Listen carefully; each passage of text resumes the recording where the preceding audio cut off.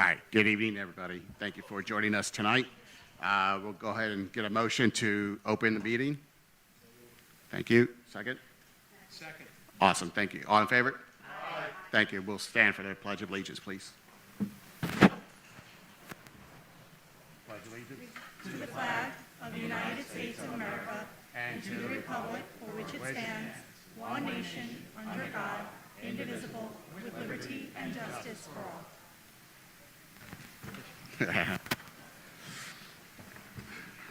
Okay. Again, thank you, everybody, for joining us. And we'll go ahead and hand it right off to Superintendent Tona.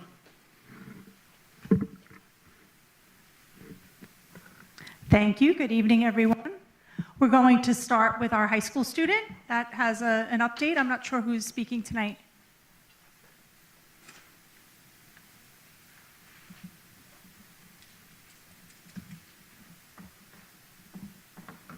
Hello, my name is Dominic Marangello, and I'm here to tell you what's been going on at the high school. First off, the class of 2025 valedictorian and salutatorian were announced this month. The valedictorian was Maya Lewis, and she earned the highest cumulative GPA in the graduating class. She will continue her academic journey in the fall at Rensselaer Polytechnic Institute, where she will pursue her degree in engineering. Daniel Walsh is not only a salutatorian of the class of 2025, but also as an appointment to the United States Military Academy at West Point. His academic journey will continue on a path towards serving as a military officer and a major in engineering.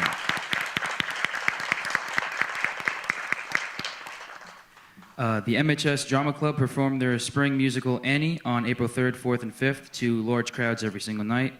They also performed an abbreviated version of the show for the district's 4th graders on April 3rd. Combining cast, crew, and pit band members, the show involved approximately 100 students under the supervision of Mr. Purr, Ms. Velez, Mr. Clements, and Dr. Rodebeck, and Mrs. Palmer. MHS hosted Heritage Week April 7th through April 11th for students. Each day of the week focused on a different culture. The hallways were decorated by the world language clubs, and the cafe offered themed food choices. And a multicultural event evening for students and parents is scheduled for April 30th in the high school gym. MHS Counseling Department hosted a career and service learning fair in the Gold Gym for all students on Friday, April 11th. This was a great opportunity for students to engage with over 30 professionals and representatives of a variety of careers, trades, and not-profit organizations. Aspiring Medical Professionals Club had an opportunity for a field trip to the Westchester County Medical Examiner's Office. Students learned about the responsibilities of a medical examiner and the importance of this role that plays in forensic science, healthcare, and legal systems. Thank you. Thank you, Dominic. And now we'll invite Stephen Luciana, our Director of Athletics, Physical Education, and Health, to the podium to recognize our winter athletes.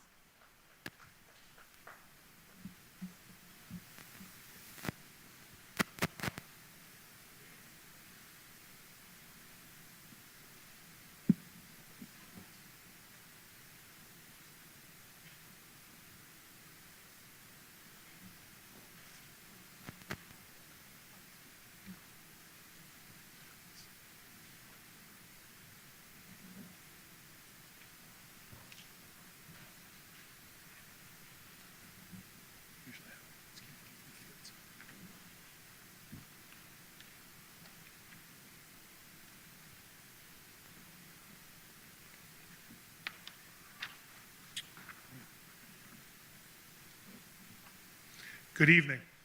First, I want to thank the board for having me tonight to honor our student athletes. It's always a great evening when we can honor the accomplishments of our student athletes. And we had a really, really strong winter season. Our hockey team, which has struggled the last couple of years, was co-league champions. We had 5 individuals qualify for the state tournament. Our girls basketball team made it to the county center, which is a huge accomplishment in the sport of basketball. Anytime you reach the county center, which they call the mecca of Section 1 basketball, it's a huge accomplishment. And I usually end with this, but before I start with the individuals, all of our winter teams were New York State Public High School Athletic Association scholar athlete teams, which, like I said, we're here to honor what happened on the field and courts and ice for the winter season, but our winter athletes also crushed it in the classroom. and did a tremendous job as students. So very proud of what our teams are doing. And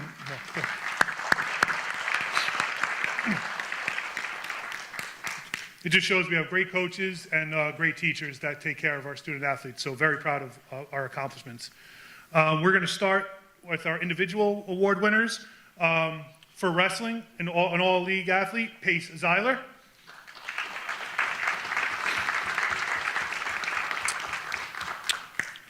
Hector Perez.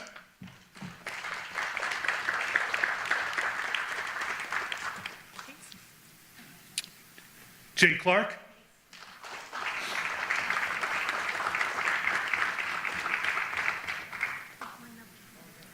Anthony Tornby.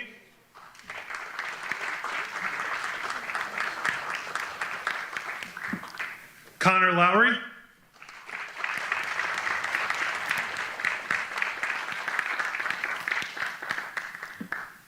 And then for all league and all section, this young man also qualified for the state wrestling championships, Charles Przmilski. He was a Section 1 champion for his weight class. Rob DeMuro, also a Section 1 champ for his weight class, all league, all section, qualified for the state championships. Justin Kabuhut, wrestling.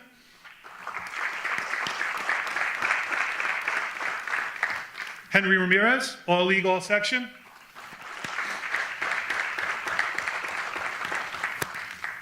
For girls basketball, this young lady had a tremendous season, scoring the ball, rebounding. She was a big part of why we made the county center. Callie Salon, all league, all conference, all section.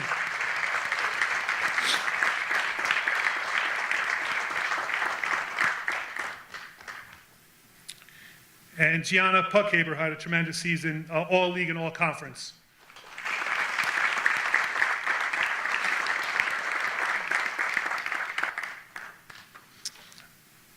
For gymnastics, we have Anna Carinci, all league, all section, and all American, also state qualifier.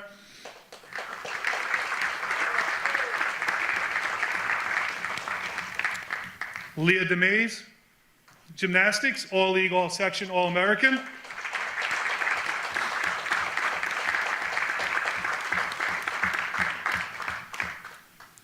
Lexi Cacciataro, all league, all section, all American, state qualifier.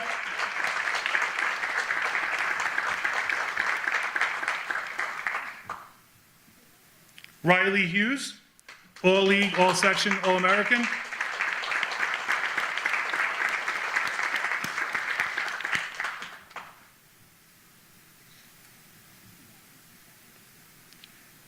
And Kelsey Thim, gymnastics, all league, all section, all American.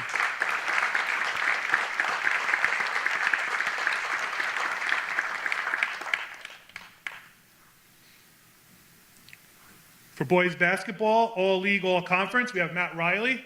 I believe he's at his AAU practice. For bowling, we had Austin Arzaga, who was all league and all section.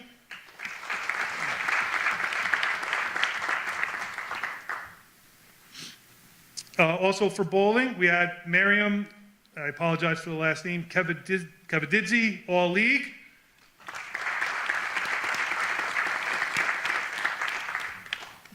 For ice hockey, we had Alex Warner, all league. Christian Martirano, all league, ice hockey. And Josh Levner, ice hockey, all league.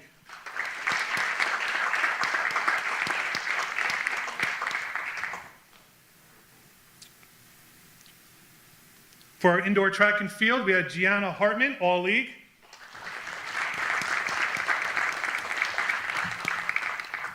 All league, all county.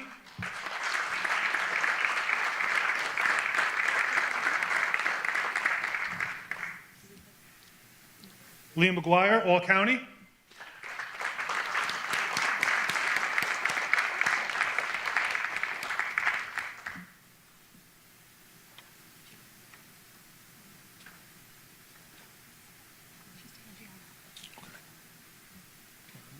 Brandon Cumro, all county.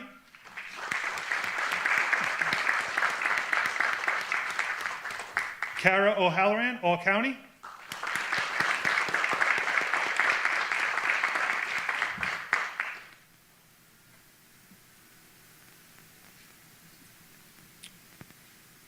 and Braden Torrey, All-County.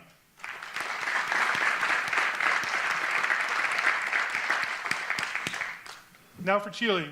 Our cheerleaders, once again, had a tremendous season. They were Section 1 runner-ups in their division, and this was a brand-new team, very young, so our future is bright for our cheerleading. All League, Juliana DiCharo.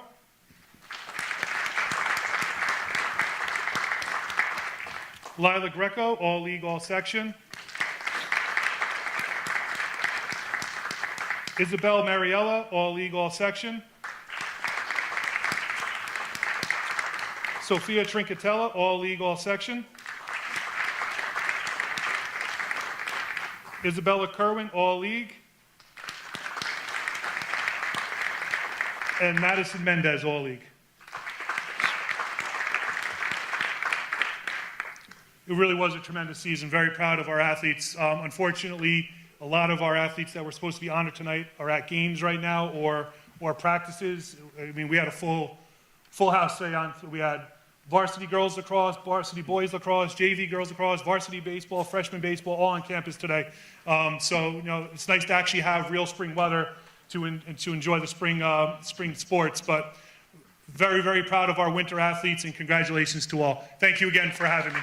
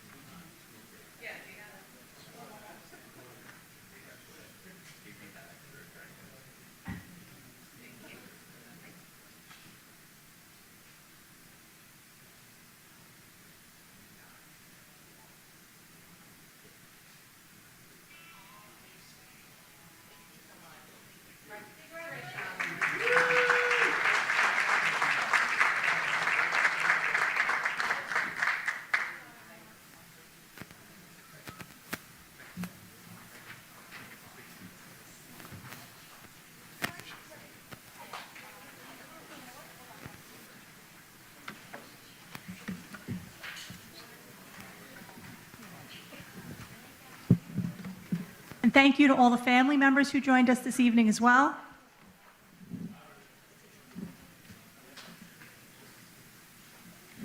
And now I'd like to invite up to the podium for a presentation on teaching technology with students from our own technology department, Thomas Barrett, and our Director of Technology, Benjamin August.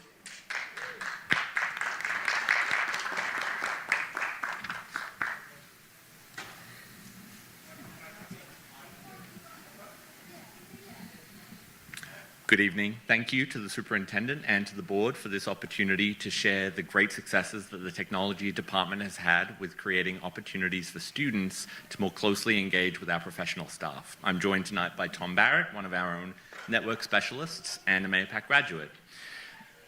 Our strategic plan calls on us to create opportunities for students to envision opportunities for themselves that they might not ever be aware of. And one of the key ways that the technology department can make this possible is to offer programs and experiences that make the students more able to interact closely with our technicians, who in their day-to-day solve problems and often encounter interesting career options that the students might not even realize are possible.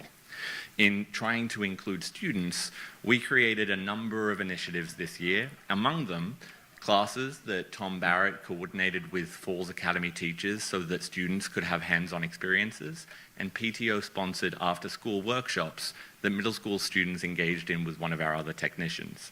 We also welcomed one of our high school WISE interns to join the department in their day-to-day work throughout the spring semester.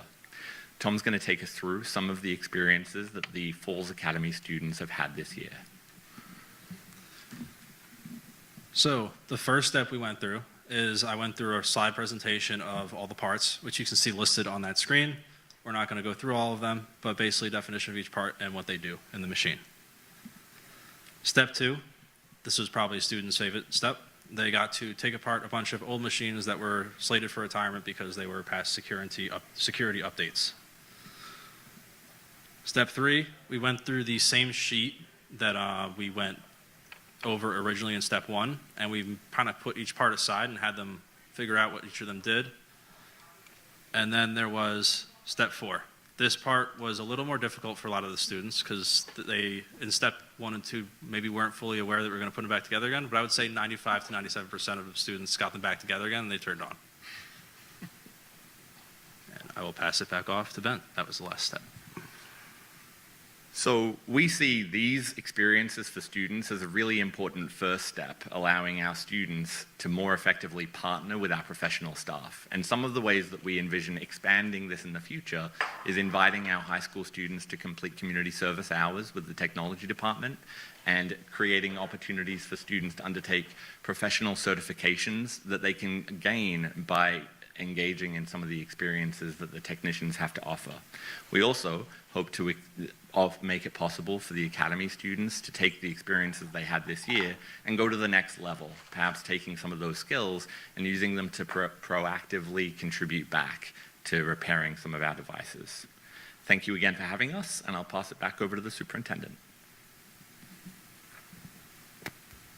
Thank you both so much, and thank you for the work that you're doing with our students. This is truly new for us to engage our students in our technology department. It's certainly a skill that they can take with them in the future. So thank you both. And now we'll start with our budget presentation number 4.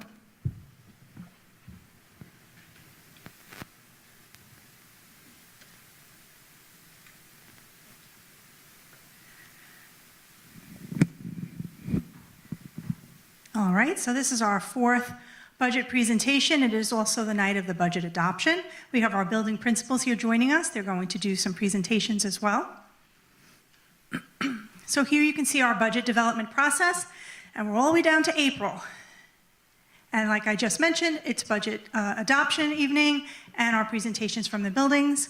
Here are the budget priorities that we've put in place for looking at the 25-26 school year, looking to maintain all of our academic programs and extracurricular activities, expanding opportunities for our high school curriculum pathways, which you'll hear more about this evening, continuing our district bus replacement schedule, ensuring components of the strategic plan are funded, looking at our building condition survey that was recently completed and consider funding based on what we need that came out of that report.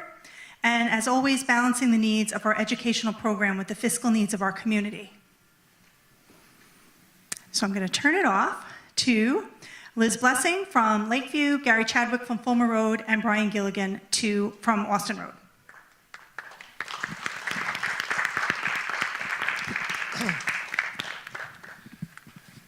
Thank you, Superintendent Tona, the board, for giving us this opportunity this evening to be able to talk about all the amazing things that are happening at the elementary school level with the support of the board over these last couple of years with some of our big initiatives. We wanted to be able to highlight the support for our literacy program. Over the last 5 years, we've now added level libraries into every classroom across the 3 elementary schools, which has really helped us be able to match our students with books on their level and be able to help our teachers be able to differentiate their instruction. And it's helped us to get to this next level now as we look for the science of reading and being able to implement some of the areas that we know we need to be able to kind of buffer up a little bit.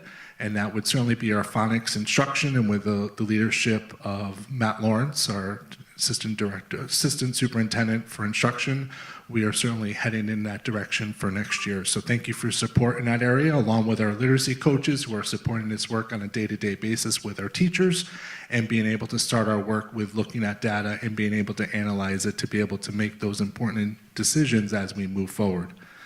Secondly is allowing us to be able to have full STEAM teachers in all 3 of our elementary schools. The 3 STEAM teachers have done a fantastic job of providing our students with hands-on learning experiences that foster collaboration, creativity, and really get them ready for the 21st century. These investments, I feel, are really going to be able to pay off as we look at our students as they move through the middle school and the high school over the next couple of years. And we want to thank you for those supports of those curriculum initiatives. I'm going to turn over to Gary Chadwick to be able to talk about our social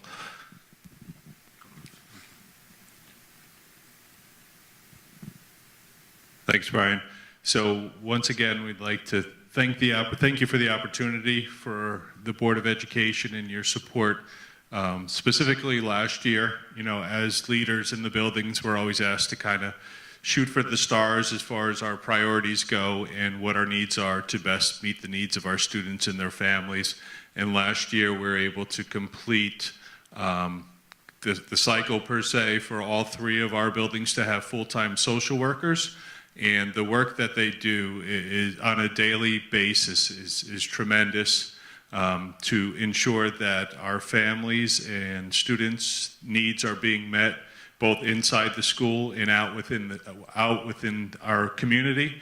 And our social workers have great relationships with our families, but also with the different resources available within the community, just to make sure that everybody's needs are being met. Because, as you know, if a student and their family's needs aren't being met, it's really hard for them to come to school and learn. So thanks again to the Board of Education and all of your support in adding the social worker last year.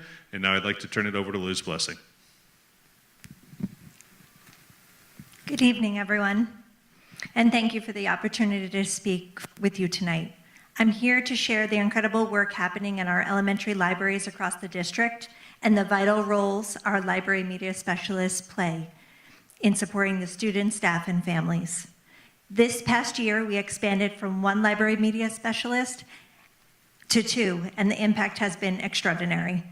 As Ms. Bohan and Ms. Fickus shared in their recent presentation, our libraries have truly become essential learning hubs in each of the elementary schools. Our library media specialists are doing so much more than checking out books. However, it is worth noting that approximately 600 to 800 books are borrowed and checked out each week in every elementary school. Our libraries are buzzing with activity, open throughout the day for book exchanges, with students in grades 3 through 5 regularly, excitedly placing holds on books that they want in the future. But beyond circulation, our library media specialists and their aides teach digital citizenship and information literacy lessons to all grades, aligned with the New York State computer standards, science standards, and information fluency standards, as well as the Next Gen ELA standards and the AASL standards. They collaborate with teachers to support classroom instruction, build a school-wide reading culture, and curate inclusive and diverse collections that reflect our students' interests and identities. They have also provided professional development for staff, introducing teachers to new digital tools and resources to enhance instruction. Their goals are amazing for next year and super ambitious, implementing lessons tied to the governor's new media literacy toolkit, partnering with families on reading initiatives, collaborating across all 3 elementary schools to develop a cohesive year-long curriculum, and updating our collections to ensure they provide relevant, accurate, and diverse content. As we look to the future, it's clear that our library media specialists are not only enriching literacy instruction, but also empowering our students to think critically, navigate the digital world responsibly, and develop a lifelong love of learning and reading. This work is just one part of the broader student-centered programming happening at the elementary level.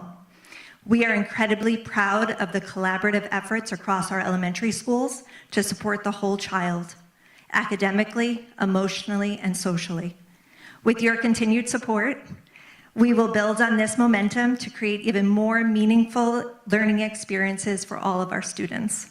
Thank you again for your time, your attention, and your ongoing commitment to the students and staff of the Mahopac Central School District. At this time, I'd like to welcome Mr. Kazakria, principal of Mahopac Middle School.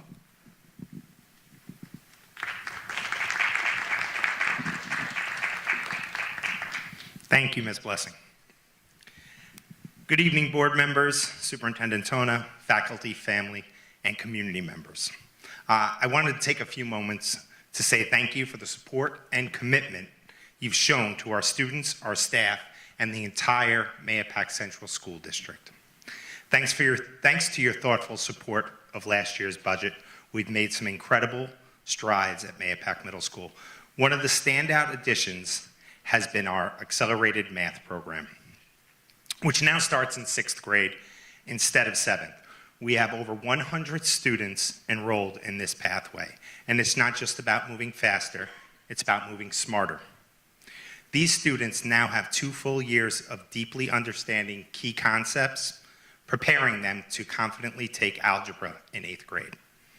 And we didn't do this alone. We collaborated closely with our elementary schools to identify students ready for the challenge. It's been a true to K-8 team effort. Another big win from last year's budget is our 8th grade studio art class, which presented here a month ago, which now has 25 talented students participating. This isn't just about paint and paper, it's about passion, expression, and developing the whole child. These students earn 1 full high school credit in art, opening the door to more advanced courses once they hit high school. And more importantly, I think is what it shows about Mahopac, that it truly does value the whole student, not only academics, but creativity, curiosity, and exploration. We've also made real investments in our literacy instruction. Our 6th grade teachers have been working closely with the literacy coach, focusing on making learning visible through techniques of John Hattie, with a strong emphasis on meaningful feedback and reciprocal teaching. Meanwhile, our 7th and 8th grade ELA teachers have leaned into total participation techniques, creating a more dynamic, engaging classroom where every student has a voice, and yes, sometimes even an opinion or two that they really want to share. So if you ask any middle schooler what they need to be more successful, and one of their first answers would be technology that they can rely on. That's why we're so excited that next year's budget will allow us to roll out iPads for every student. These devices are not only more durable, and let's be honest, if you've ever lived with a middle school student, durable is something that they need. It's a must, as they will also give students access to a loaner whenever they need it. Lastly, next year, we're increasing support for our English as a new language learners. There'll be a significant impact allowing our students to gain confidence in their English skills more quickly and with greater proficiency. Because every student, no matter what language they speak at home, deserve access to the tools and support they need to thrive. Thank you again for believing in our programs, in our teachers, and most of all, our students. Middle school may be messy, but it's also where growth happens. And thanks to you, the growth has a strong foundation. I'd like to invite high school principal, Mr. Keevens, up.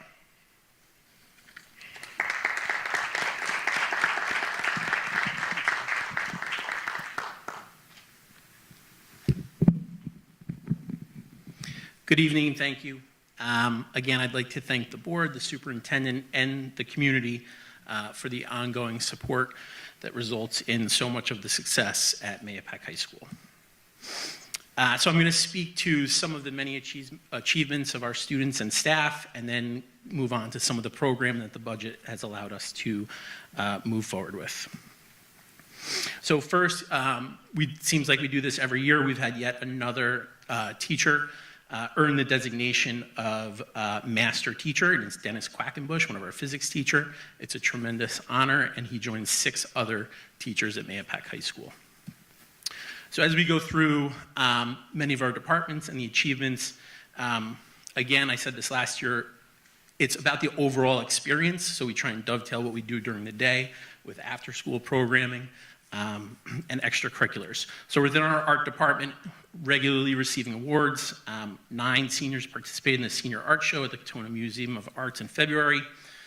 9 students had their artwork exhibited at the Garrison Arts Center site. Maya Regman received a perfect score on her 2024 AP Art and Design portfolio, which is extremely impressive and very rare. Approximately 100 MHS students will have their work on display at the Putnam Arts Council for the district-wide Art Hop coming up shortly.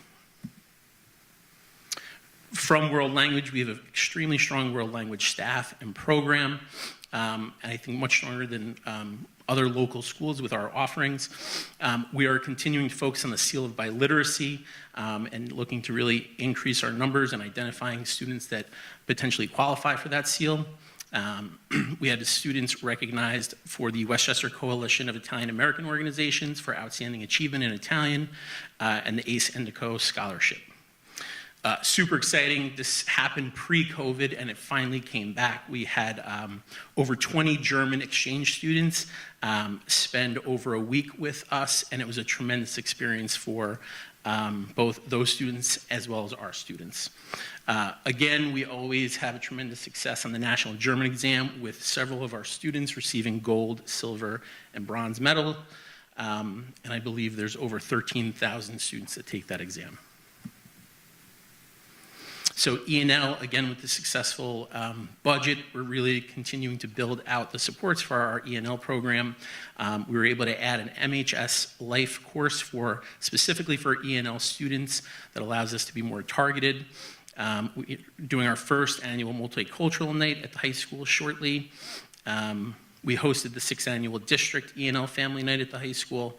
And looking forward, we're going to be looking to adopting an English 3D curriculum that can better support our students. Social studies, a lot of exciting things going on. I'm just going to pick a few out of the long list, but we had 15 students attend Model UN competitions, and we had students Lucy Hernandez win Best Delegate in her committee, and Megan Maloney won Outstanding Delegate. Again, out of a very impressive group of students, our students were awarded. Over 60 incoming freshmen have signed up for our new Intro to Marketing class. I'm going to talk about that a little more later with our business pathways. Next year, we're launching our own National Social Studies Honor Society, and we're continuing to work on the Civic Seal. And next year, we're super excited to offer a class where high school seniors will work together to create a lasting capstone project while learning their participation in government curriculum. So we're going to really boost our Seal of Civic Readiness numbers. Music, as usual, extremely successful, tons of achievements. 2 students recently participated in New York State Band Directors Association statewide honors bands in Syracuse. 7 students were selected this year to participate in the area all-state music ensembles, and Jazz Band was awarded Best Trumpet Section and Best Musical Selection for their performance of Horace Silver's composition of Nutville. So, moving on to the programming, some of the things that the budget has allowed us to do, we're extremely excited about. We are in the process of creating a finance lab. So what does that look like? We have ordered a 10-foot LED stock ticker for real-time market updates. It's going to be installed and functioning for September. Students are going to gain hands-on experience with financial markets, tracking live stock prices, and market trends. So we're really excited. We have a newly created MHS Business Club that has over 60 members that will also access that. To go along with that, we are building out a business pathway. So this year, in September, we'll have 2 new courses. They're targeting 9th and 10th graders, and it's the start of a true business pathway. Traditionally, we've only had upper-level courses for business and finance, but now we're targeting our 9th and 10th graders. We have an Intro to Marketing with 60 student requests for this fall, and our Intro to Business has 150. So just in 1 year, we have 210 students looking to take a business pathway starting in 9th or 10th grade. So extremely excited about that. Other next steps for the MHS pathways are to continue to build business pathways by the following year, looking for some concurrent college courses to kind of build on those freshman, sophomore offerings. Also create an education pathway. We do have college psychology this fall, and we're looking to partner with UAlbany for the following school year. We will also be applying for an arts pathway through New York State this summer. So another piece of the budget has allowed us to do is focus on our systems, efficiency, and safety.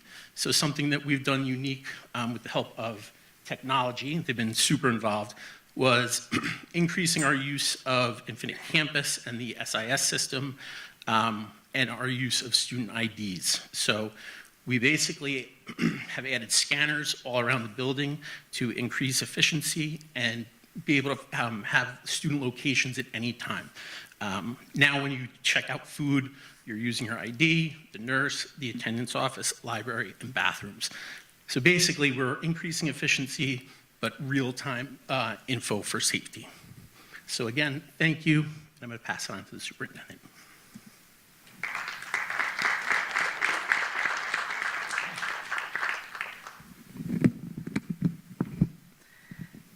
So I always find that this presentation is the most meaningful for me throughout the entire budget process because it really allows our building principals to share all the wonderful activities and opportunities that exist throughout the district. And that's why we're here. We're here for our students to give them the most opportunities, the best opportunities, and hopefully this presentation just gives you an idea, a glimpse of some of the areas where we really shine, where we're really proud of the contributions and the additions. And we thank the Board of Education and the community for the support of our school budgets in the past so that we can provide these opportunities for our students. So back to some familiar slides. This is our enrollment history as of the end of February. You've heard me say before, the past 5-6 years, we're holding steady for the most part in enrollment. Here's our projected enrollment for our 25-26 school year. We're looking at a slight dip across the 13 grade levels. And then we use the information to project where our class sizes will be in elementary, and it tells us that we need 2 additional sections in elementary for 25-26. So some highlights from the budget presentations that you've heard over the past several months. Looking at curriculum and instruction, we're expanding our attention to the science of reading and building our phonics program in K2 that includes bringing foundations into the general education realm for K2, explicit grammar program in grades 3-5, and you've heard English as a new language mentioned tonight as well. We're looking to pilot a program for our students there where these items alone are an estimated cost of a little over $200,000.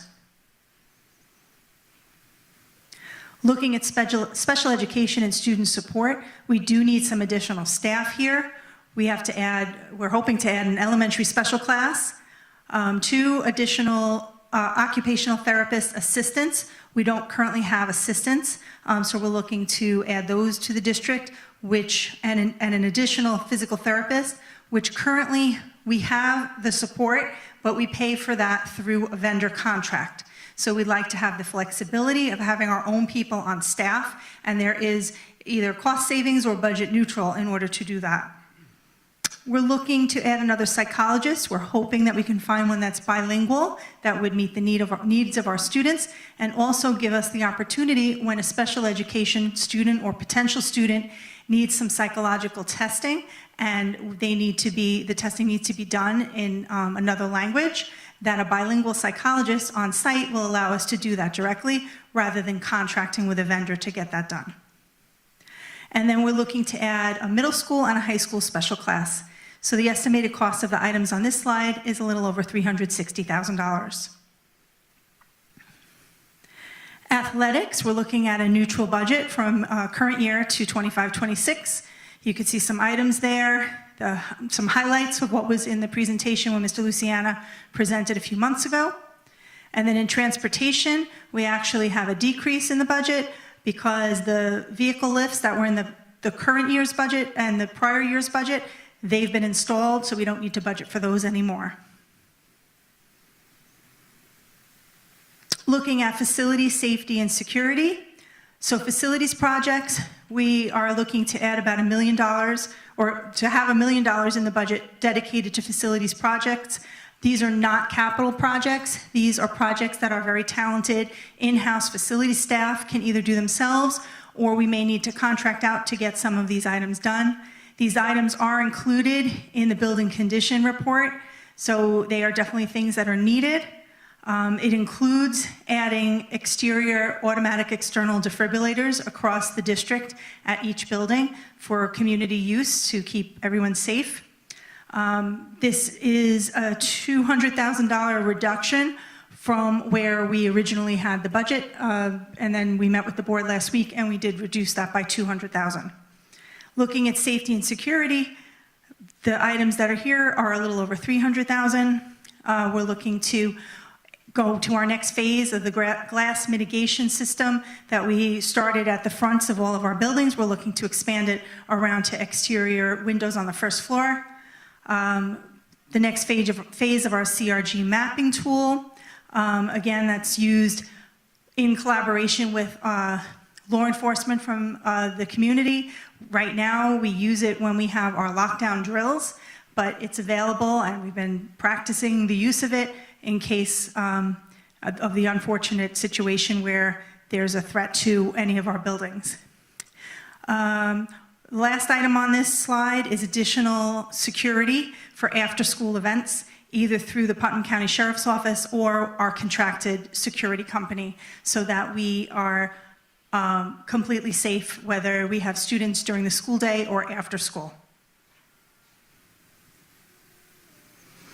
And this slide shows a summary of our staffing additions that we're proposing in 25-26, a total of 7.7 full-time equivalents, which cost a little over $800,000. That includes salary and benefits. So you can see the teachers there or staff members there that are needed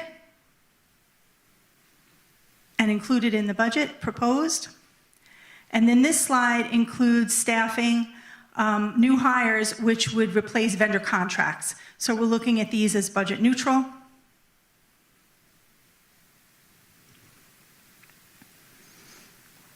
And now I'll invite Alyssa Murray, our Assistant Superintendent for Finance and Operations, to take us through the rest of the slides.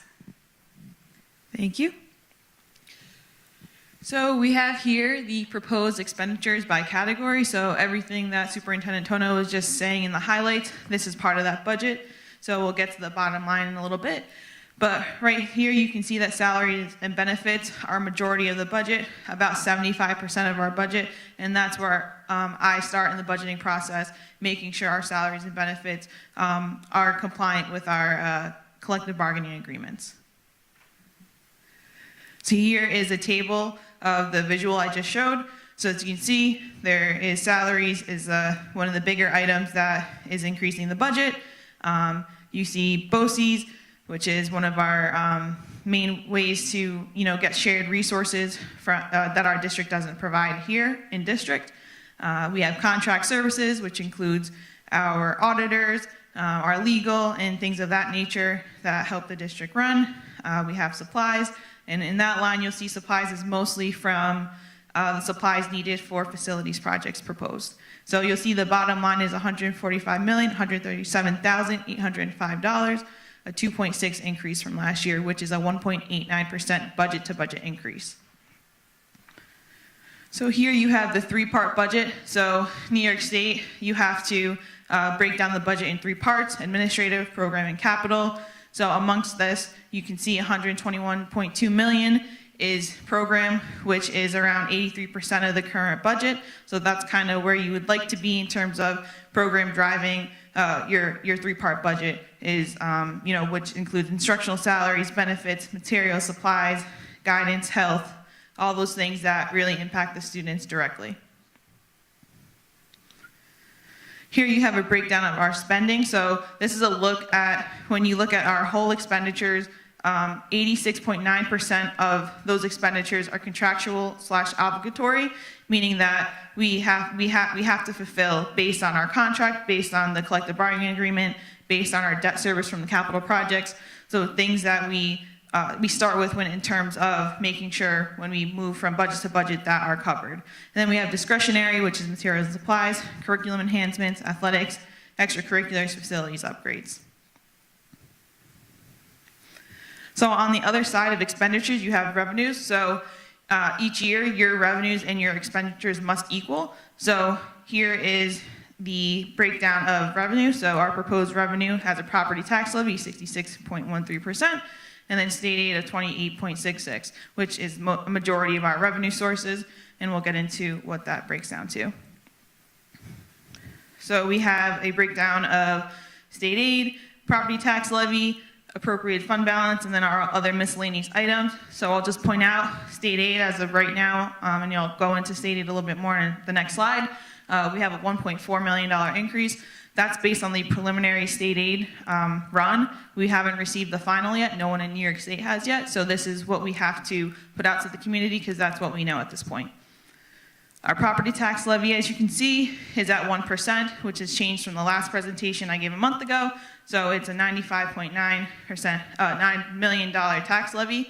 As you can see, from the adopted to the proposed, it is a decrease when you look at the bolded yellow, because after the budget was adopted last year in August, there was a $1.67 million tax reduction reserve applied to that tax levy to bring it down to that $95 million.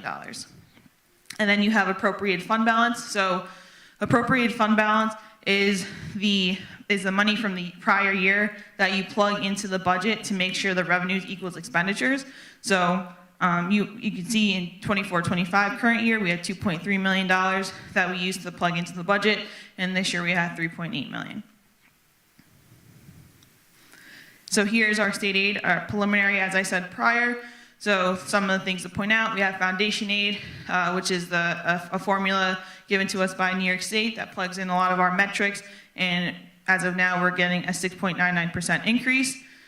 Universal pre-K, we have as a little over $1 million.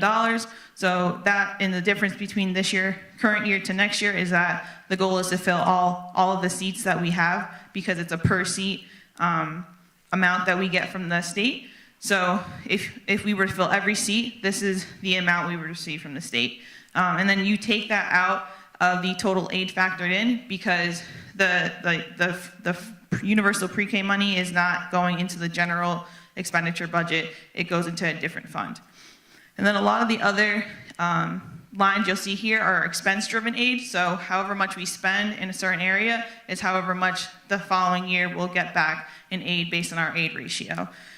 So for example, you'll see transportation went up 20.99%.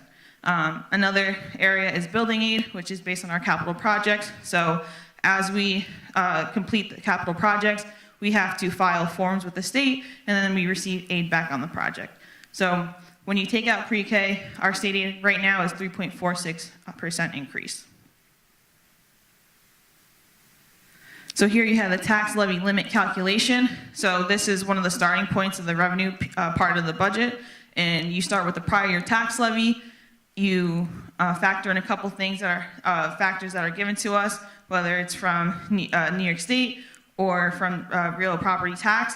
So for example, tax-based growth factor is a number specific to MAYAPAC, is based on the growth in MAYAPAC itself.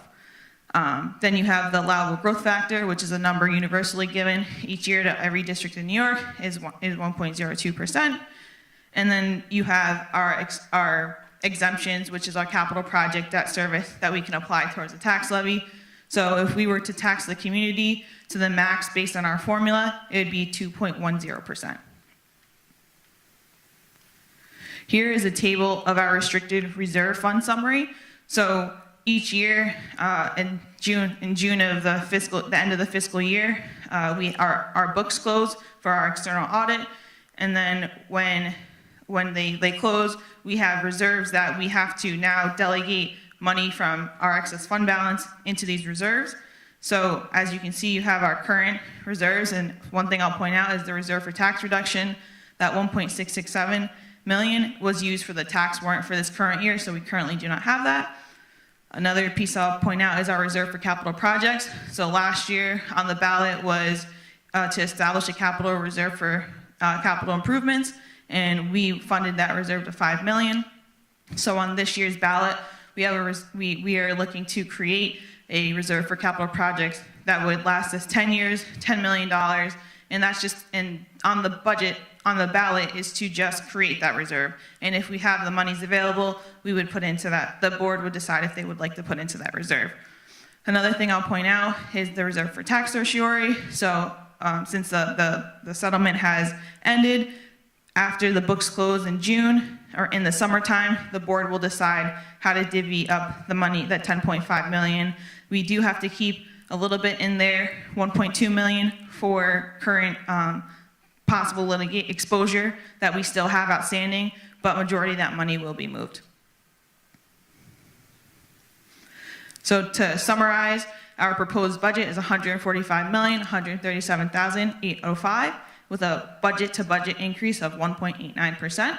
Then our proposed tax levy increase is $95.9 million, a tax levy increase of 1%.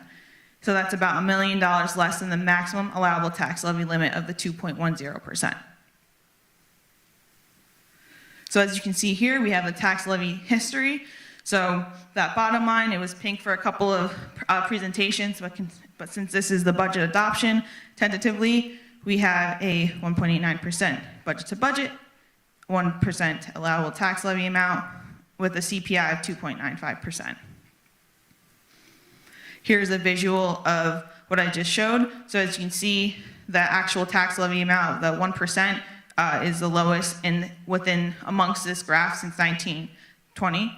And then you can see the consumer price index is a lot higher than what we're actually levying.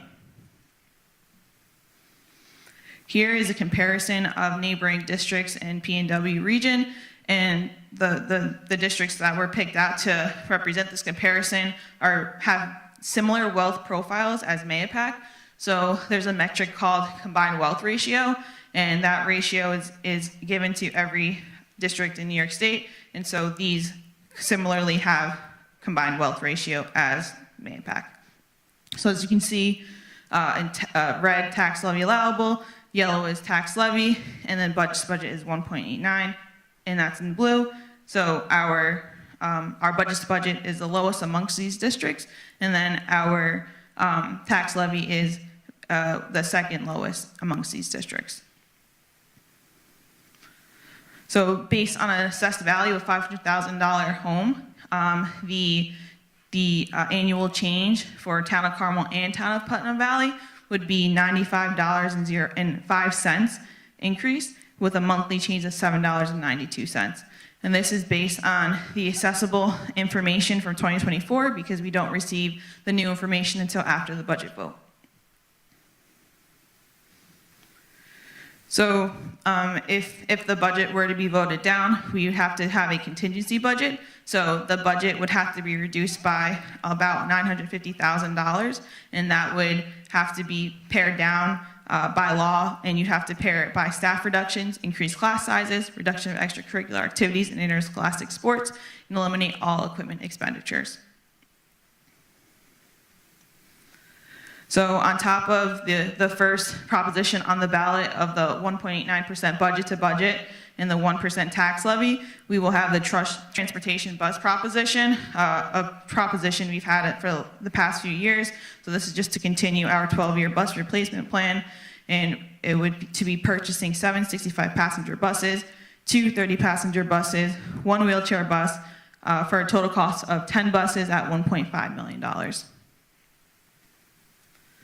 And then the third proposition on the ballot, similar to last year as well, is to establish a capital reserve fund for the purpose of funding district-wide improvements, which is based on our building condition survey that we had just done this year by our district architects, and that would be for 10 years, $10 million, and it would be funded by the board as they wish in that time frame. So next steps, in 2 weeks, we'll have the annual budget hearing, and then May 20th will be the budget vote and trustee election. Here's information on early voting and absentee ballots that has already started. And then also here are the candidates that will appear on the ballot for the 3 vacancies this year. Thank you. Any questions? Does the board have any questions?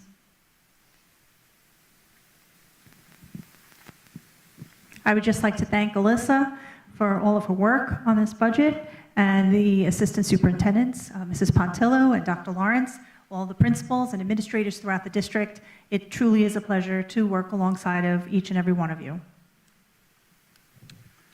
Yeah, thank you.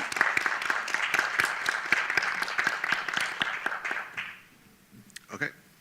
So we'll move on to the next portion of the meeting, and that is comments on agenda items. So Melody, do you have any members that have signed up for comments on agenda items? Okay. And again, just a reminder, just when you come up, state your name, and this portion of the meeting is just for agenda items. At the moment, it's 3. But obviously, we'll give you a little bit of lax if depends on how many people we have signed up to speak. Hi, thank you for allowing me to speak. So I wanted to talk about the budget. I know the board has proposed 1%. I think some of the reasons we should have had a 0% increase. According to the tax levy scenarios, it would have taken $1.385 million for additional transfer of funds to make this decrease only 0%. However, it could have also been done by taking the following items: the sale of $1.211 million of land gifted to the school district for free that's sold to the town for this price. Why could we not offset this against the budget? Over $10 million reserved for New York certiorari was squirreled away over the past 5 years. Why wasn't a portion of this brought back? We only needed $175 to reach the $1,385,000. I went through many lines in the budget. $245,000 was reduced from the prior year in the budget. It's a good thing, but why were these things even in last year's budget? Things like salaries of special ed teaching assistant subs, special ed teachers long-term subs,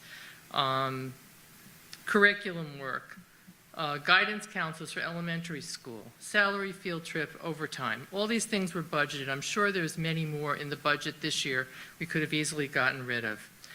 2 new elementary schools. In the higher grades, the class sizes are 22, 25, 24. Why do we have to have such small sizes in the lower grades? Why do we have to downsize? Why do we have to have 2 more teachers? I don't think we need it. Are you aware that in 23-24, teachers' attendance was 92%? This means we have to pay more money to cover these absences. And I believe that the contract even gives incentives for teachers just to show up for work. In 24-25, we budgeted $400,000 for compensated absences. The actual, as of the January report, was $517,785. Decision was made this year to not charge this against the books, but creatively charge it against reserves. This reserves is about $2,160,000. So this is $500,000 of savings that we put in. But what's going to happen when the reserve is used? The newly budgeted library, 3rd library media specialist. Why do we need this? We have to spend $223,000 for new elementary reading on phonics because students can't read. Why do we need 3 media specialists to implement Governor Hochul's literary toolkit? Newly budgeted custodian in fall school to deal with the free for the district universal pre-K. New groundskeeper district. Did the grounds expand? The person's going to be rotating through all the facilities. So remember that the job expands to fit the time. Do we really need this person? Occupational therapy, physical therapy. These new spots that they said were going to be reduced to against the contractual budget, but if you can see, the contractual budget for vendor contracts is still up $408,000. Marie, I'll give you about another 30 seconds to a minute. Yeah, and then supplies are up 17%, $470K. I think, and when I went through, there were a lot of lines where as of January, we hadn't used a lot of the money in the budgets, and I know that the superintendent responded to me and said there was stuff to be spent, but they were big numbers. They were hundreds of thousands of dollars that were budgeted. So I really think they could have given us a 0% budget, and they didn't. Thank you.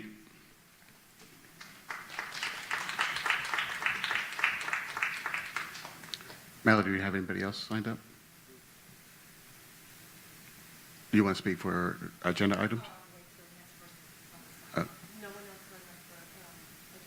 Okay. Yeah, go ahead.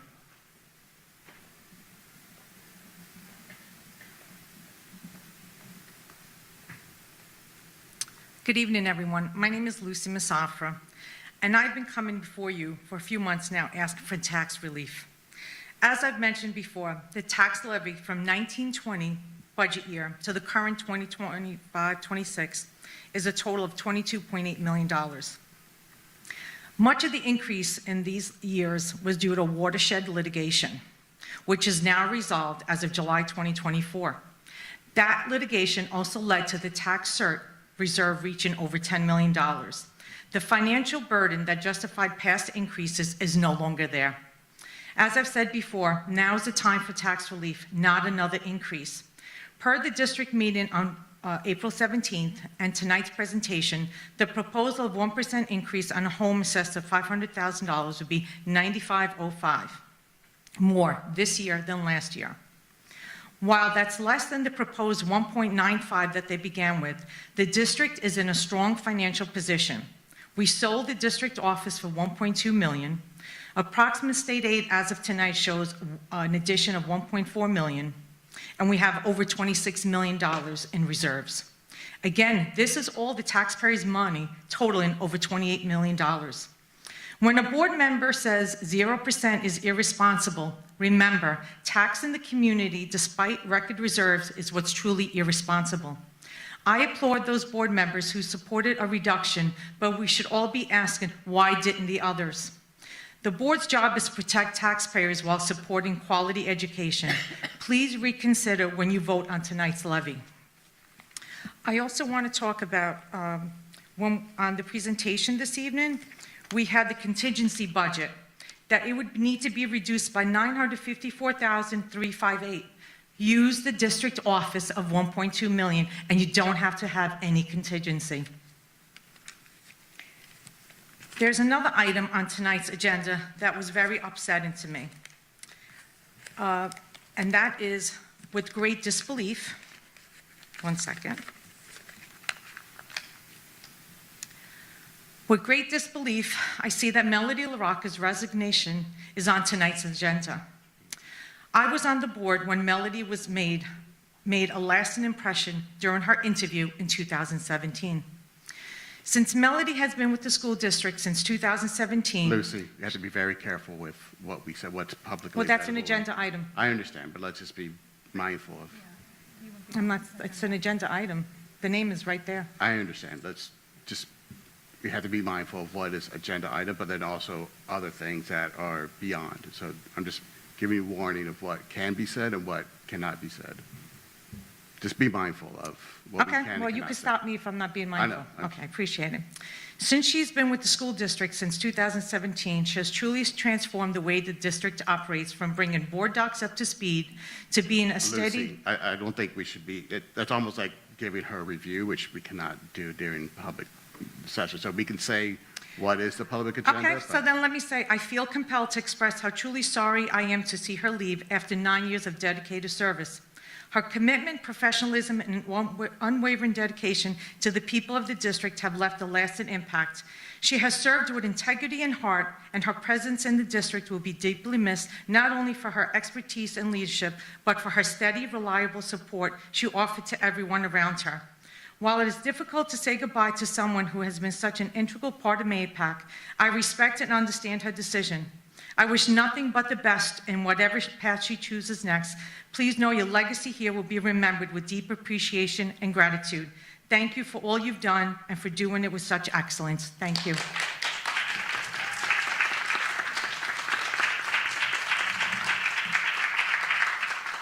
Thank you, Lucy. Melody, is there anybody else? Okay.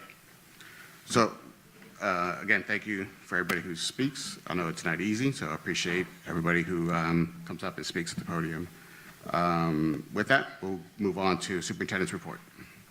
Thank you, President Martinez. I just want to welcome everyone back from spring break.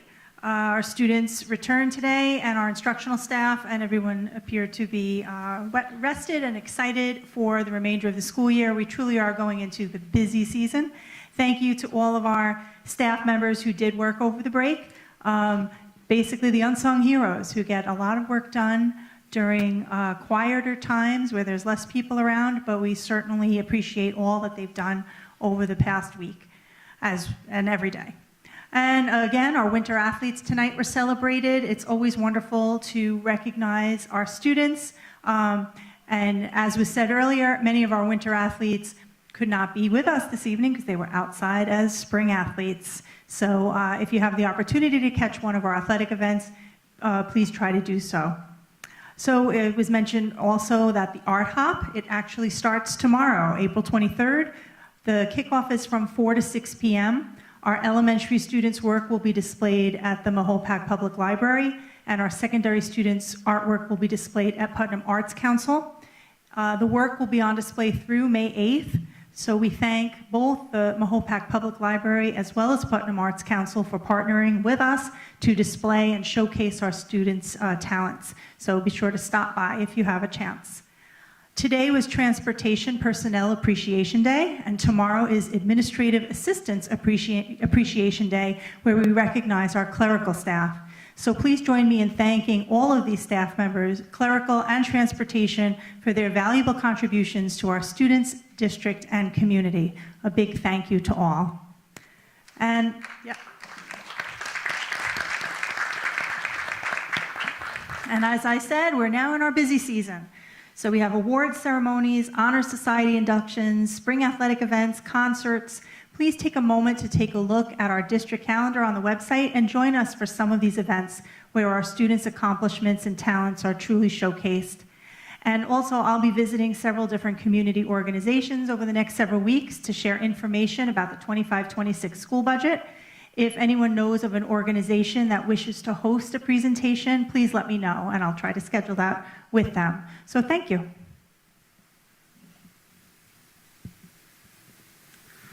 Thank you, Superintendent Tona. And we'll move on to the next portion, which is the subcommittee reports. And we'll start with curriculum, which was on Thursday, March 27th. It was started at 7 o'clock. In attendance was Superintendent, Assistant Superintendent Dr. Lawrence, Trustee McCracken, and Trustee Harrigan. Unfortunately, I was unable to make it. Topics discussed were the, as mentioned before during the budget presentation, the Seal of Civic Readiness. So a lot of great things are happening with that. Also was the financial literacy. So also, obviously, a lot of great, not just the curriculum, but also pathways, along with classes on criminal justice, the history of Mahopac, foreign languages at the elementary level, discussing on how we can improve our rankings, and an EMT course. So a lot of great things. And again, our committee meetings are recorded, and the links are available. So as always, go in and find those links on our district website. And the meeting ended. Our next meeting, unfortunately, was not able to happen on April 8th. But we did have the Special Education Insight meeting on April 8th, which is not on the agenda, but I do have just a few notes from that meeting. That happened, like I said, on April 8th with Superintendent Tona, our Director of Special Education, Jeff Cole, myself, and Trustee Carway. And we discussed the extended school year. We had a very robust conversation, and it was just very great conversation back and forth. And again, I noticed that the link is not on there yet, but we will put that link on the website. So I encourage everybody to go in and view it. And again, great work that's being done behind the scenes with not just the staff, but also with public participation. So thank you. And with that, I'll hand it over to Trustee Travis for, or no, wait, Savino, I'm sorry, Savino for ad hoc. Thank you. Thank you, President Martinez. The ad hoc advocacy committee met on April 3rd. We opened a meeting at about 6:05. We had the pledge. We reviewed and discussed the letters and memos approved by the board for distribution, discussed the user accessibility for the website, which we did actually create another tab on the main page for subcommittees from the main Board of Ed page. We also discussed the and finalize the distribution and submission of materials for the EV mandate, as well as the federal funding mandate, and we updated the mailers and the flyers for distribution. This is all accessible through the link for the ad hoc advocacy committee. All the materials, as well as the video, can be linked there. So we need your help now. We created the documents to help us pump the brakes on the EV mandate and keep the funding for our schools and our programs. So please, there's phone scripts, there's letters. Please help us help you. The meeting closed at 19:25. Thank you. Thank you, Trustee Savino. And Policy Committee. Yes, so Trustee McCracken was not able to come tonight, so I'm going to review the Policy Committee minutes. The meeting was held on April 3rd, beginning at 7 p.m. at the district office. Present was Tanner McCracken, Chair Trustees Jen Travis and Lisa Carway, and also Superintendent Christine Tona, Assistant Superintendent Dr. Lawrence, Attorney Allison Smith, and District Clerk Melody LaRocca. So on the agenda for that evening was first and foremost our cell phone survey results. So we reviewed that to understand the impact of how our school staff is feeling that impact within their classrooms, and talked about what those findings look like and what the future policies could include. Next was hashing out an elementary school attendance zone policy. So we had some samples and we looked over some different drafts and talked about different language. So we were able to work on creating a policy that really indicates where students should go in elementary school if they move zones and at what point, to make it very clear for our families, and also what the appeal process is. So if any family member disagrees with the decision, what they can do. The next discussion was banning school board members from working for the district for a period of time post-board service. So we had discussed drafting a policy that there would be a requirement for 2 years prior to any board member being eligible for employment by the Mahopac Central School District. Then there was a roundtable discussion discussing dress code, and particularly staff dress code, and it was also commented on that that is also a union bargaining tool. And there was concerns noted about buses during election day. So it's something that we were going to have further follow-up, because it was indicated that that was a concern for the flow of passages and safety for everyone during election day.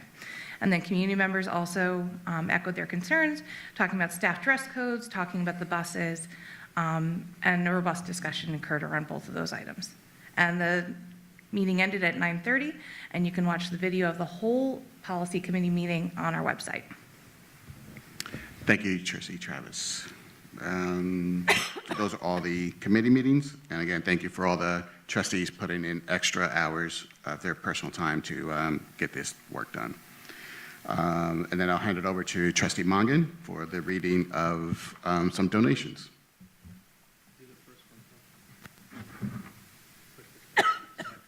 Okay, thank you. Good evening, everyone. Good evening, everyone. Still doesn't sound good, Stas, I'm telling you. It's got to be just me. There. Hey. Thank you. Thank you. He does it to me all the time. Okay, so yeah, Austin Road PTO, very motivated PTO. Donations, resolved, the Board of Education hereby accepts the following donations from the Austin Road PTO to be used by Austin Road Elementary School field trips. Muscoot Farm, $500. Bear Mountain, $360. Love Bear Mountain. Spirit Day Bubble Bus, $1,675, and Spirit Day Grit Ninja for the whopping $6,208. I'll tell you, they're doing some great fundraising up over there. Offer this donation as read. Second. All in favor? Aye. Thank you. And thank you, Trustee Harrigan. All righty. So the next donation is for 3 books. Peaches the Python. I had heard that a local mom, Kim Zamparelli, she had published a book with her that she had written with her children. I thought that was fantastic.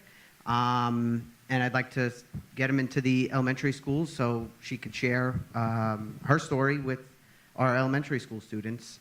I just want to read About Kim, the author, Kim Zamparelli is a devoted mother of 3, living and raising her children in Putnam County. Her family's deep affection for animals has blossomed beautifully over time.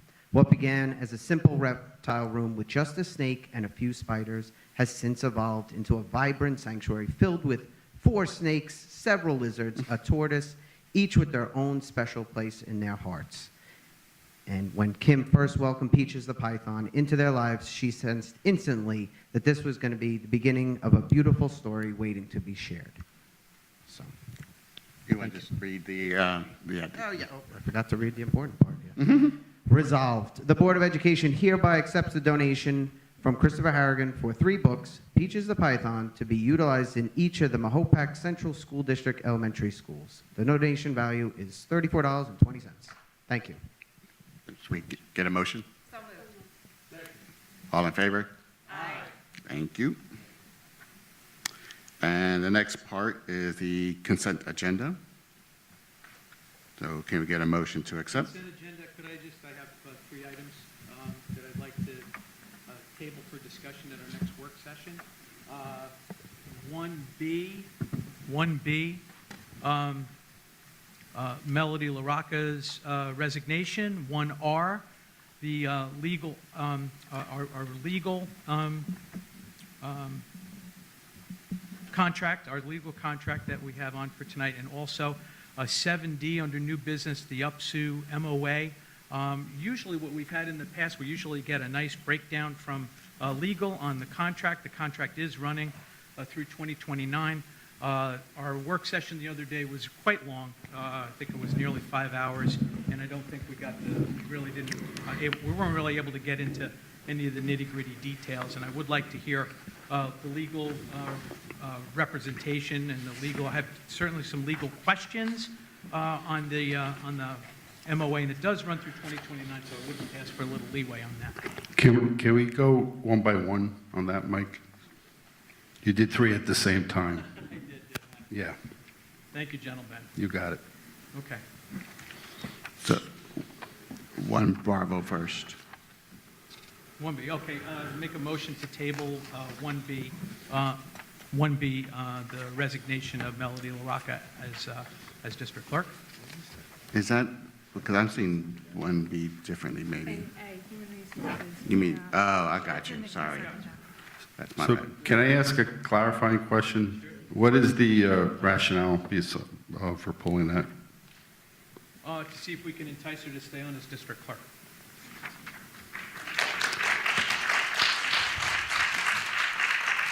So I don't know what is appropriate to talk about at this point, but as far as I understand, she's accepted a position with another district. Is that correct? So I think it's probably better just to, not to discuss this. Okay, all right. So so you're asking for a motion. Okay. So it's probably better just to have the discussion in executive. What we could do is pull this, go into exec and come back out and vote on it. Do that, we get an aggressive night over here. Everybody's here. Why don't we just table it till next? Has anybody motioned for this? Do we have a second? Second. All in favor? Well, do we want to do roll? You can't second your own motion. Okay, I won't second my own motion. No, Chris, somebody's got to do it first, and then you second it. Okay, Chris did it. Who's got it? Do we have a I'll second? second it. Okay, Fernando. So then we'll do 1 by 1 vote. I don't think it has to, does it have to be Doesn't have voted? to. I don't think. Oh, okay. No, just table till the next meeting. Okay. So then,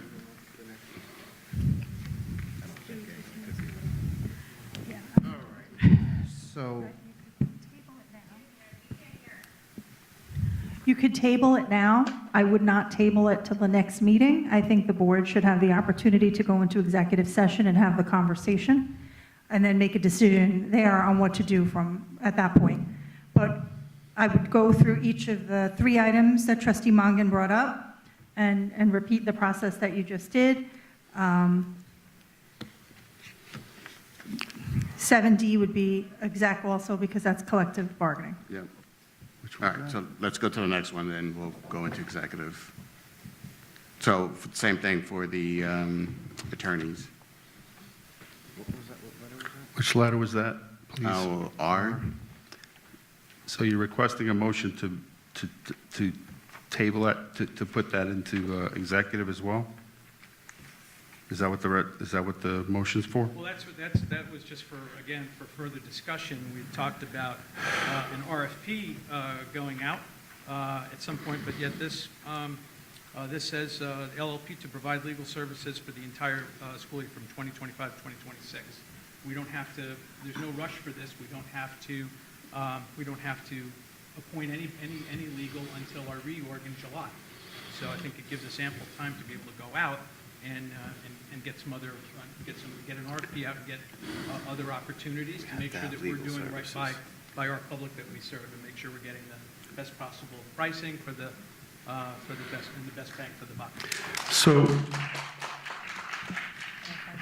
in our finance committee, as I understand it, we decide, actually, do you want to speak to that? 'Cause I wasn't there. You weren't there that night? No, I wasn't. Oh, we did have a conversation about the RFP process and how there needs to be a cycle. I think this was in February, and talking about putting everything on a rotation, so we're not doing all of our RFPs at once, because that can overwhelm the business office. And the two items that we talked specifically about were the bank and also legal, and we were going to wait until the summer and do that then. So, I mean, Mike, you were part of those conversations, and I respect if you disagree now. So I it's disagree because we said we were going to get an RFP out, and it's in the summer. We said we were going to get an RFP Why out. would you put an RFP out in the summer when you have to appoint your legal at the reorg in July? It doesn't make any sense. We were going to do it after the budget vote and then do it in June and have it ready for July. But then why is it so rushed? Why do we have to have this here on this? We're already tied to legal through the end of the school year. So that's why I don't understand why it was here, and we really didn't get a chance to discuss this at all. So I'd ask again for a little levity on that, little leeway. So are you making a motion to pull it from this agenda and discuss it in the next month? Yes, I am. If you want to make that motion and then go through the whole I'd like process. to make a motion that we pull 1R or table 1R legal till next month. All right, anybody want to, So moved. give me a second?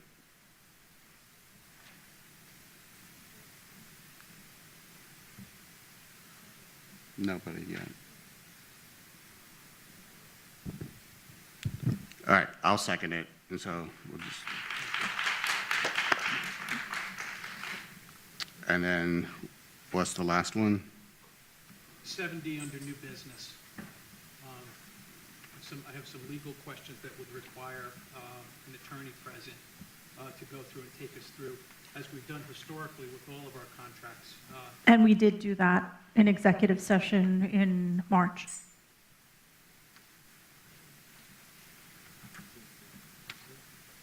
Well, I didn't see, we didn't go through any of this stuff. We didn't go through any of the highlights.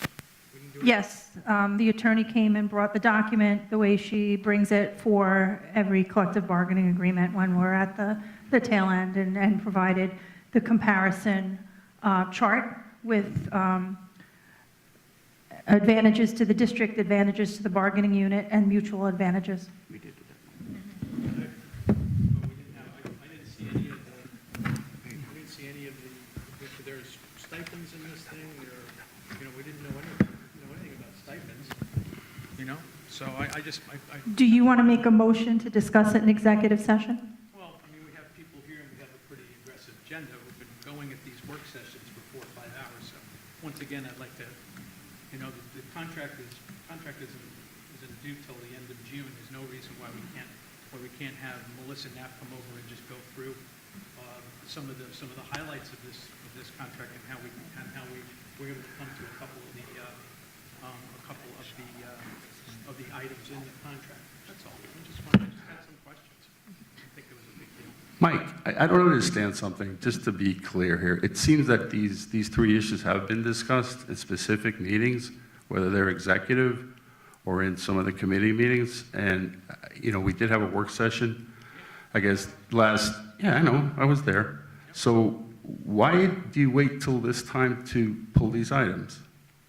You had ample time to talk about it before. Well, I had barely enough time at the work session to even go over the legal, because I said at the work session, you go to the tape, I said I was going to pull it, because we haven't discussed it, because we're supposed to put an RFP out.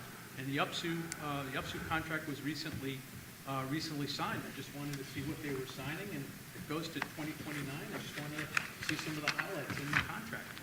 I think I'm really asking for a whole. I just don't understand why you wait till the actual voting meeting, that's all. But we've already gone through the position. All right, thank you. All right, you make the motion? I make a motion that we table 7D until we get legal advice on a couple of key items within the contract.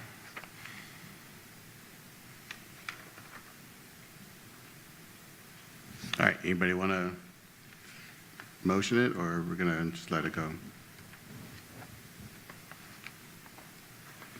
Okay, so I think it looks like 7D will stay. All right. Everything else is good?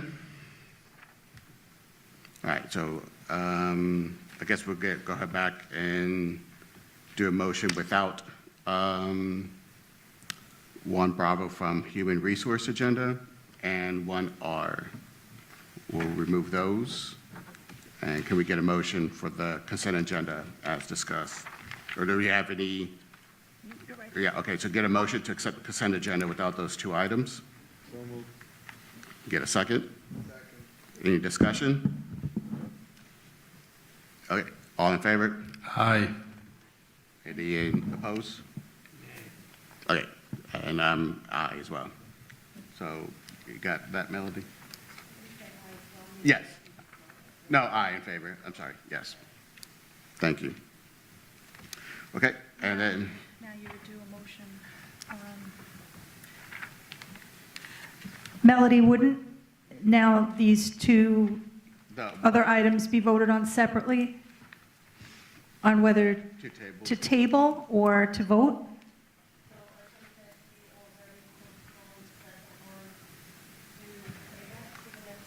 Do we have to vote on it, though, or no?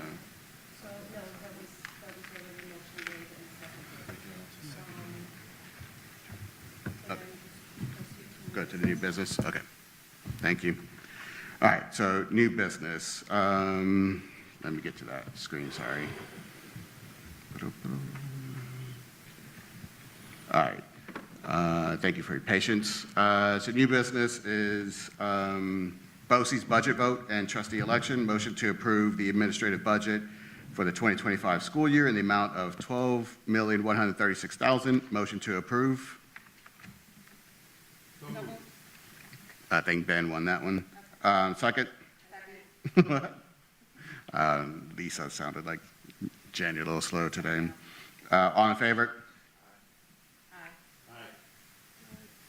Aye. Any opposed? Is that opposed, Mike? No. Okay, so it looks like everybody's in favor. Thank you. And then new business 2025 school year budget. Motion to approve the budget for the 2025-2026 school year in the amount of $145,137,805. Motion to approve. So moved. All in favor? Any opposed? 1 opposed. Trustee Morgan. And I did not say discussion, so I apologize if anybody wanted to discuss. New business 2025-2026 property tax report card. Motion to approve. Trustee DeLillo, second. Any discussion? All in favor? Aye. Any opposed? Okay, no opposed. Thank you. More new business. License agreement with the town of Carmel. Motion to approve the license agreement. Wait, what did I miss? Sorry. That's my bad. Totally missed that one. Resolve upon motion to approve the MOA extending the collective bargaining agreement to June 2028. Motion to approve. Oh, my God, I need my glasses. I'm sorry. 2029. Motion to approve? So moved. Jen Travis, second by trustee DeLillo. Discussion? All in favor? Aye. Any opposed? One opposed. Thank you. Now we can go to the next one. New business. License agreement with the town of Carmel. Motion to approve the license agreement with the town of Carmel for the storage of a water tank on the parking lot of Lakeview Elementary School. Motion to approve. Thank you. And thank you. Any discussion? All in favor? Aye. Any no opposed? Thank you. New business. Oh my God, that's so much better. 2025, 2026 budget and election staff. Motion to approve the election staff for the 2025, 2026 election and school budget to vote. Motion to approve. Trustee DeLillo. Second. Second by trustee Mongan. Any discussion? All in favor? Aye. Thank you. New business. Addendum to the superintendent contract. Motion to approve. By trustee Travis. Second. Is that trustee Savino? No. Okay. Any discussion? All in favor? Aye. Any opposed? Okay. Thank you. And public commentary now. And so, do you have anybody signed up, Melody? Okay. And like always, we're going to ask all speakers to adhere to policy 1230 in the following fashion: maintain public decorum, appropriate for a school, address the president of the board, obscene language, racial statements, religious or other form of prejudice will not be tolerated. Comments and questions should be made in a respectful manner. Personal attacks, criticism, personal connected or to any person connected with the district are not permitted. And now the floor is open for public commentary. Thank you. Hi, Kate Bellantoni. It is clear that taxpayers and our students are suffering. From retirees struggling to afford rising school taxes, to special education students and their families being overlooked, to political activism taking precedence over academics, MAPAC has lost its way. This May, it's time to bring back balance and return MAPAC to the strong, student-focused district it once was. To do that, we must elect individuals who, one, put the need of children above bureaucratic priorities. Two, holds conservative values and are committed to refocusing on education, not the divisive agendas pushed by Albany. Three, demand transparency through line-by-line oversight of spending and advocate for distressed residents by fighting for a 0% tax increase. In the past 3 years, more community members have shown up to board meetings than ever before. The people have spoken. The era of unchecked liberal policies and reckless spending must end. For the first time in town history, the Town of Carmel Republican Committee is endorsing Board of Education trustee candidates. Over the past 3 months, the committee has carefully vetted each individual seeking our endorsement to ensure they reflect the values and accountability our district deserves. On behalf of the committee, I am proud to announce our support for Nicole Iacono, Lucy Musafra, and Kyle Potter, 3 candidates who are committed to restoring focus, integrity, and fiscal responsibilities to our schools. In the past, only 10% of eligible voters come out. This is the year that ends. If you believe it's time to bring back balance, stand with us. Show your support for candidates who will fight for our students, respect our taxpayers, and restore common sense to our schools. Thank you. Thank you. Anybody else, Melody? Okay. The floor is open if anybody would like to speak. Nope. Okay. So with that, we'll go ahead and have a motion to close the meeting. I think we already. I still think there should have been a vote to determine what to do. All right, we'll go ahead and make a motion to go into executive motion to discuss human resources matter. So can we get a motion to go into executive, and then we'll close the meeting from executive? No, you come back out. We'll come back out. Because Okay, you might have to vote. got it. Okay. So, can we get a second to go into executive session? All in favor? Aye. Oppose? So 2 oppose and 1. We need them.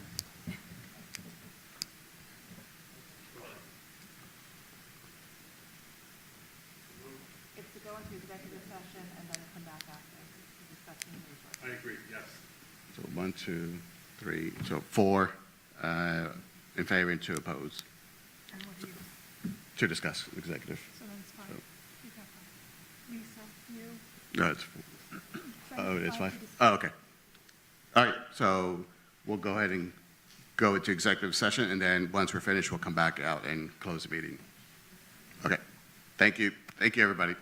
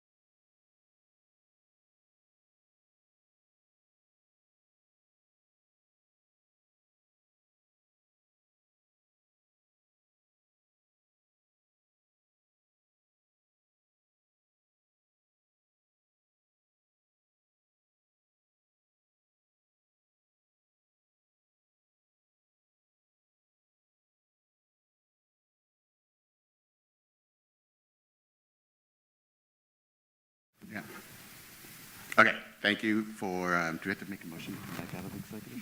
So I make a motion to come out of executive session? So moved. Second? Second. All in favor? Aye. Okay, thank you. So we'll go ahead and have a vote on the item for, which is 1R. Let me just find it.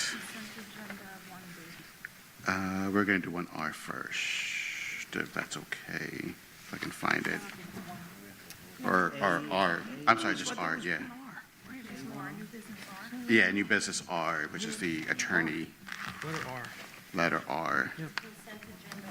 Thank you, consent agenda R. So we're gonna just table that. That's all I have to say, right? We don't have to say, discuss anything else, right? Yeah, motion to table. So a motion to table R for the next meeting. So moved. Second. All in favor? Aye. Aye, thank you. And now we'll do 1B from Human Resources. And do I need to get into specifics? What's the motion? Make a motion to accept resignation. Get a motion. So moved. Second.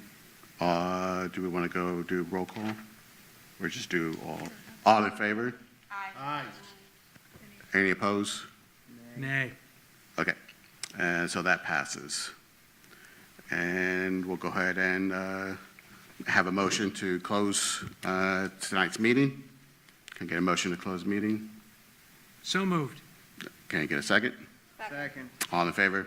Aye. Thank you, everybody. Have a good evening.